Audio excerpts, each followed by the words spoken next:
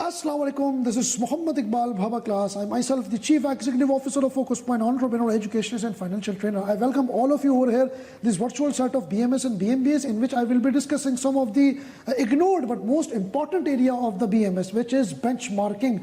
And we will take the help from the Amazon as case study. Amazon किस तरीके से अपने benchmark को जो है वो decide करता है. आज की जो session है, इस set के ऊपर मैं आपसे तीन चीजें discuss करूंगा. Number 1 is benchmarking, number 2 is competition, and number 3 is threat of a new एंट्रेंट, जो कि एक मेजर फोर्स है पोर्टर 5 फोर्सेस की.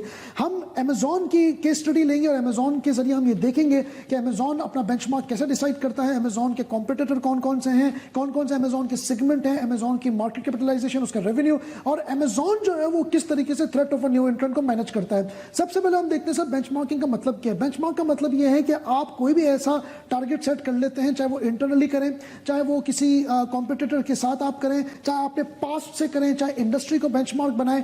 आप किसी को भी बेंचमार्क बना के अपनी परफॉर्मेंस जब इवैल्यूएट करते हैं और जो टारगेट आप रखते हैं उस टारगेट को हम बेंचमार्क कहते हैं. और उस बेंचमार्क में आपका कॉम्पिटिटर भी हो सकता है, होता है, प्रैक्टिकली भी होता है. हम अपने कॉम्पिटिटर को भी एज बेंचमार्क रखते हैं, उससे भी हम अपनी परफॉर्मेंस को इवैल्यूएट कर रहे होते हैं. अब कॉम्पिटिटर जो है उसका डिसीजन भी कैसे लिया जाए, ये मोस्ट कॉमन क्वेश्चन मेरे पास आता है बीएमएस में, बीएमबीएस में, कि सर कॉम्पिटिटर का जो है वो डिसाइड आप कैसे करें. देखिए याद रखिएगा कि जब भी हम कॉम्पिटिटर अपने डिसाइड कर रहे होते हैं बेंचमार्क के लिए, तो वो हमेशा सेगमेंट वाइज होते हैं, कोई होलसमनेस नहीं होता. मतलब फॉर एग्जांपल अगर मेरी कंपनी 5 ऑपरेटिंग सेगमेंट्स के अंदर डील कर रही है, या मेरे 5 सेगमेंट ऐसे हैं जो कि मेरे रेवेन्यू पे कंट्रीब्यूट कर रहे हैं, तो मेरे 5 सेगमेंट के हिसाब से कॉम्पिटिटर होंगे. एक सेगमेंट का एक कॉम्पिटिटर भी हो सकता है, मल्टीपल कॉम्पिटिटर भी हो सकते हैं. तो हमें बेंचमार्क तो समझ में आ गया, और बेंचमार्क से जिस तरीके से मैंने कंपटीशन को जोड़ा है ये भी आपने दिमाग में रखना जरूरी है. इस पूरी वीडियो के आखिरी में आपको बहुत अच्छे तरीके से समझ में आ जाएगा कि किस तरीके से अमेजॉन जो है वो इन चीज़ों को मैनेज करता है. Let's first talk about the Amazon services. हमें बेंचमार्क, कंपटीशन और थ्रेट ऑफ अ न्यू एंट्रेंट को समझने के लिए हमें ये जानना जरूरी है कि अमेजॉन की सर्विसेज क्या क्या है. वैसे तो बहुत सारी सर्विसेज हैं, जैसे कि Amazon.com, Amazon Go, Amazon popup, Amazon music, Amazon games, Amazon web services, बहुत सारी अमेजॉन की सर्विसेज है. लेकिन इस वीडियो के पर्पस के लिए अमेजॉन के हम 5 सेगमेंट को, जो कि मेजर 5 सेगमेंट हैं, उसको हम देख लेते हैं. कि नंबर 1 अमेजॉन जो है वो ऑनलाइन अपनी सेल करता है. नंबर 2 अमेजॉन फिजिकल स्टोर के जरिए भी अपनी सेल करता है. सर ये क्या बात करती है, बिल्कुल अमेजॉन फिजिकल स्टोर के जरिए भी सेल करता है. अमेजॉन जो है वो वेब सर्विसेज में, जो कि मेरा बहुत फेवरेट एरिया है, अमेजॉन वेब सर्विसेज के अंदर भी जो है वो अपनी सेल्स, अपनी सर्विसेज दे रहा होता है. अमेजॉन थर्ड पार्टी के जरिए भी अपनी सेलिंग करता है, और अमेजॉन जो है वो सब्सक्रिप्शन के जरिए भी अपनी सर्विसेज दे रहा होता है. लेट्स फर्स्ट एक एक करके डिस्कस कर लेते हैं, आप लोग मेरे साथ रहिएगा. सबसे पहले अगर हम अमेजॉन की ऑनलाइन की बात करें, तो अमेजॉन अपनी, चूंकि मेजर चंक अमेजॉन का जो रेवेन्यू है उसका मेजर चंक ही ऑनलाइन सेल है. अगर हम अमेजॉन की ऑनलाइन की बात करें, तो अमेजॉन के जो मेन कॉम्पिटिटर्स हैं, जो कि अमेजॉन जिसके जरिए अपने आप को बेंचमार्क कर रहा होगा, वो JD.com है, Overstock.com है, upshopholdings.com है. इसके अलावा जो है वो और भी बहुत सारे हैं जिसके जरिए अमेजॉन जो है वो अपने आप को मेजर कर रहा होगा. अगर हम फिजिकल स्टोर की बात करें, तो अमेजॉन के फिजिकल स्टोर भी हैं. सर बिल्कुल फिजिकल स्टोर है. अमेजॉन ने 2017 के अंदर एक कंपनी अक्वायर की थी by the name of Whole Foods. उसके बाद से Amazon Go, Amazon popup, Amazon के बुक स्टोर, उसकी फिजिकल प्रेजेंस भी है. और अमेजॉन अगर अपने फिजिकल स्टोर से लेकर अगर अपने कॉम्पिटिटर को डिसाइड करें, तो अमेजॉन का सबसे बड़ा कॉम्पिटिटर फिजिकल को लेकर वॉलमार्ट है, दूसरे नंबर पे टारगेट है, तीसरे नंबर पे जो है वो बेस्ट बाय है, फोर्थ पे कॉस्टको है. ये अमेजॉन के फिजिकल कॉम्पिटिटर है. आपने देखा कि सेगमेंट वाइज जो है वो कॉम्पिटिटर डिफरेंट हो रहे हैं. अगर हम अमेजॉन की थर्ड पार्टी सेलर की बात करें, कि थर्ड पार्टी के जरिए अमेजॉन जो कमीशन कमाता है, जो शिपिंग फी कमाता है, वो अमेजॉन उसमें उस सेगमेंट की अगर हम बात करें, तो सबसे बड़ा कॉम्पिटिटर अमेजॉन का उस सेगमेंट में ईबे है. इसके अलावा अगर मैं अमेजॉन की सब्सक्रिप्शन के जरिए बात करूं, कि अमेजॉन अपनी सब्सक्रिप्शन के जरिए जो लाइव स्ट्रीमिंग दे रहा होता है, जिसमें प्राइम वीडियो नंबर 1 पे है, तो उसमें अगर अमेजॉन अपने कॉम्पिटिटर देखेगा, तो सबसे बड़ा कॉम्पिटिटर अमेजॉन का इस सेगमेंट में नेटफ्लिक्स, नंबर 2 पे एप्पल, थर्ड पे गूगल. ये अमेजॉन के जो है वो कॉम्पिटिटर हैं. और अगर हम अमेजॉन की वेब सर्विस के ऊपर बात करें, मेरा फेवरेट एरिया इसलिए अमेजॉन की ये वाली सर्विस, क्योंकि अमेजॉन वेब सर्विस के अंडर में कम से कम 20 से ज्यादा सर्विसेज दे रहा होता है, जिसके अंदर artificial intelligence, machine learning, deep learning, even storage, analytics, और ये अमेजोन का ऐसा क्लाउड बेस्ड फंक्शन है जिसपे दुनिया अपने डाटा को होस्ट कर रही होती है। इवन नेटफ्लिक्स अमेजोन का सबसे बड़ा कॉम्पिटिटर सब्सक्रिप्शन के अंदर है, लेकिन अमेजोन नेटफ्लिक्स जो है वो अपनी सारी की तमाम वीडियोस अमेजोन के सर्वर पे ही होस्ट करता है। इसका बहुत जबरदस्त ये जो है वेब सर्विसेज है, बल्कि इसके मेजर कस्टमर्स अमेजोन के इस सेगमेंट के अंदर गवर्नमेंट भी है, इसके अलावा एंटरप्राइज भी होते हैं, स्टार्टअप्स भी होते हैं जो कि अपना डाटा जो है वो क्लाउड बेस रख रहे होते हैं। Highly expensive but it gives you the जबरदस्त किस्म का सिक्योरिटी फीचर्स।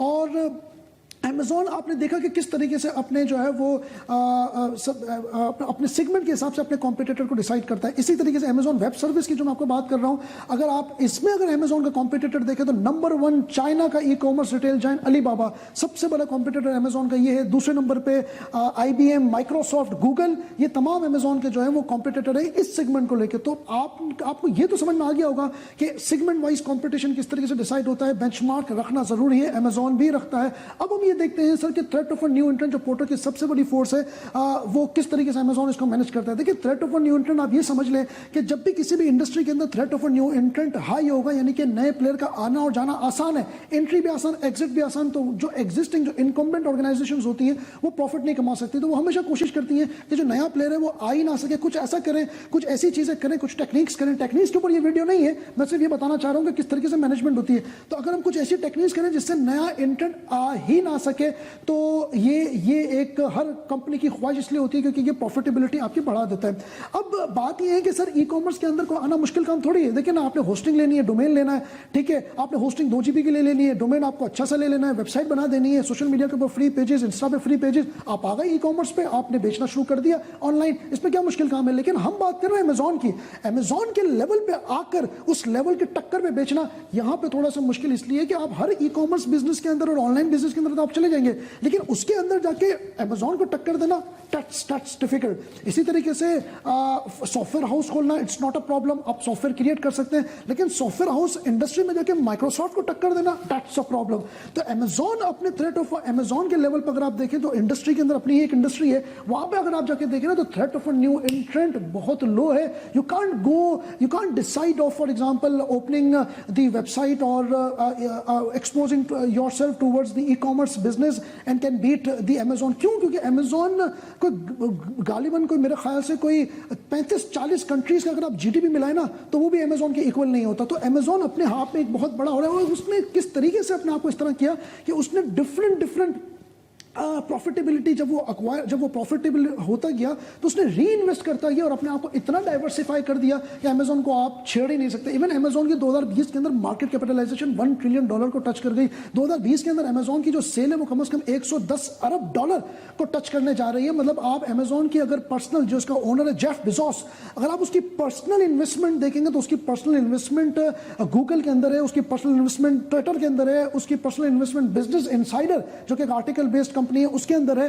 अमेजोन की जो पर्सनल इन्वेस्टमेंट उबर के अंदर भी अमेजोन की, यानी कि जेफ बेजोस की पर्सनल इन्वेस्टमेंट जो है वो इन कंपनीज के अंदर। अगर आप अमेजोन की बात करें कि इटसेल्फ अमेजोन की कंपनी की इन्वेस्टमेंट किस किस पर है, तो अमेजोन की कंपनी easybar.com, wine.com, बैंक बाजार, ये वो चीजें हैं, होम ग्रोसर, ये वो कंपनीज हैं जिसकी अमेजोन की इन्वेस्टमेंट है। और अगर आप अमेजोन की सब्सिडीज देखें, मतलब look at the diversified portfolio of the Amazon, how can anyone think of beating the Amazon.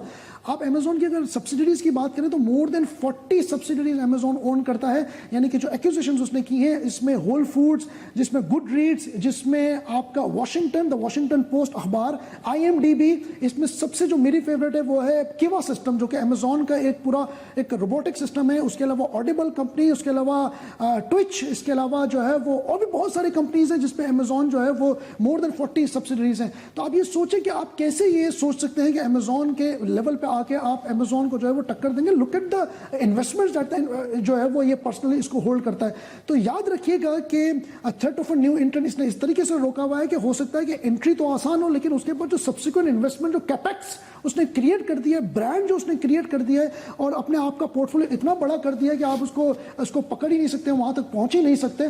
तो मतलब आप अपने आप में ये सोचें। और फिर एक एक वैल्यू चेन पे इसने काम किया, inbound operation, outbound marketing, after sales, एक एक वैल्यू चेन के ऊपर उसने काम किया है और उसको उस लेवल पे पहुंचा दिया है कि आप वहां तक जा ही नहीं सकते। तो ऑलवेज रिमेंबर कि बेंचमार्क एक इंपॉर्टेंट चीज है और कंपटीशन सेगमेंट वाइज जो है वो कंपटीशन और कॉम्पिटिटर और बेंचमार्क आप डिसाइड करते हैं। और threat of a new एंट्रेंट algorithm manage किस तरह अमेजॉन करता है, इस वीडियो के जरिए हमने ये देखा। आने वाले कुछ वीडियोस के अंदर कुछ और चीज़ों के ऊपर बात करूंगा। मोस्ट इंपॉर्टेंट मॉडल आपकी बुक के अंदर है जो कि यूजुअली डिस्कस नहीं होता, वो है वायरो फ्रेमवर्क। वायरो फ्रेमवर्क के ऊपर इंशाल्लाह जरूर बात करूंगा। केस स्टडीज के ऊपर भी बात करेंगे, कोको कोला, नेटफ्लिक्स, अमेजॉन, इसके अलावा जो है वो और भी बहुत सारी केस स्टडीज हैं, कंट्रीज को भी एज केस स्टडी बनाएंगे और इंशाल्लाह उसके ऊपर बात करेंगे। Thank you so much for watching this video. आप मेरे जो क्रैश कोर्स है उसके ऊपर जो है वो जो डिस्क्रिप्शन के अंदर लिंक है उसमें फॉर्म गिवन है, आप जो है वो अपकमिंग क्रैश कोर्स के अंदर अपने आप को रजिस्टर भी करवा सकते हैं। Thank you so much for watching this video class. अस्सलाम वालेकुम।